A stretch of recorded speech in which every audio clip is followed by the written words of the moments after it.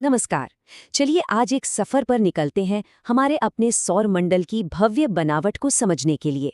देखिए, ये सिर्फ ग्रहों का एक जमावड़ा नहीं है, बल्कि एक शानदार, संतुलित और बेहद विशाल डिजाइन है, जिसके कई रहस्य आज भी हमें हैरान कर देते हैं।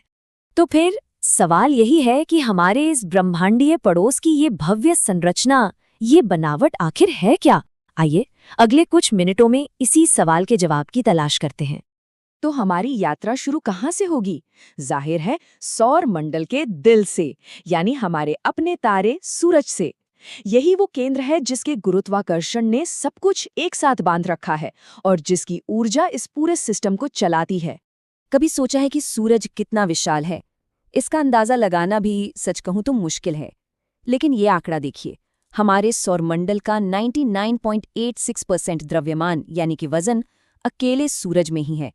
इसका मतलब ये हुआ कि सारे ग्रह, सारे चांद, एस्ट्रॉइड्स, सब कुछ मिलाकर 1% का भी बहुत छोटा सा हिस्सा है। तो सूरज में ये जबरदस्त बेहिसाब ऊर्जा ये आती कहाँ से है? इसका जवाब है परमाणु संलयन।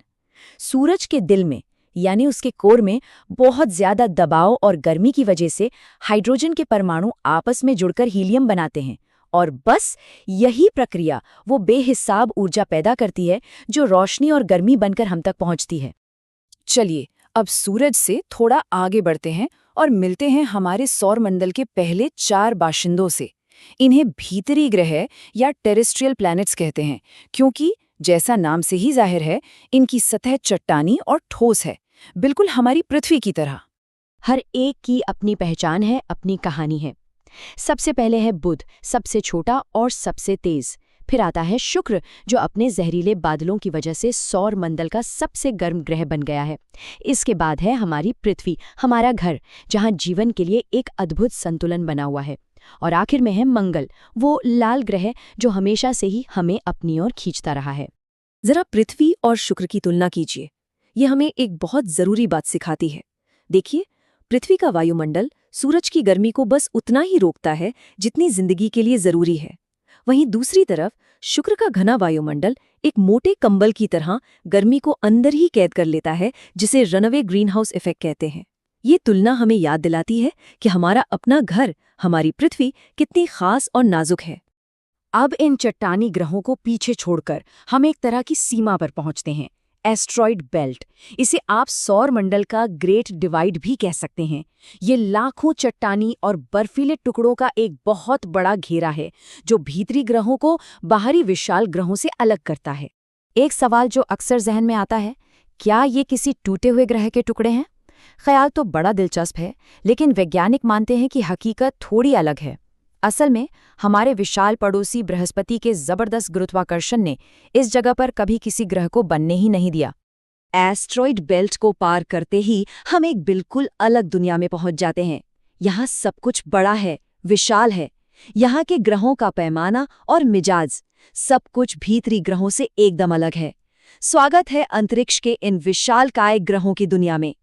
ये कितने बड़े हैं, इसका अंदाजा लगाना हो तो जरा पृथ्वी से इनकी तुलना करके देखते हैं। नेपच्यून का व्यास पृथ्वी से लगभग 4 गुना बड़ा है, और बृहस्पति, वो तो इतना विशाल है कि उसका व्यास पृथ्वी से 11 गुना से भी ज्यादा है। सोचिए, बाकी सारे ग्रह सबके सब बृहस्पति के अंदर समा सकते हैं। और इनकी खासियत सिर्फ इनका आकार ही नहीं है। बृहस्पति पर सदियों से एक तूफान चल रहा है जो खुद हमारी पृथ्वी से बड़ा है। शनि अपने शानदार बर्फीले छल्लों के लिए जाना जाता है। यूरेनस तो एक तरफ लुढ़कते हुए घूमता है, और नेपच्यून, वहां आवाज की रफ्तार से भी तेज हवाएं चलती हैं। तो अब हमारे सफर का आखिरी पड़ाव आता है।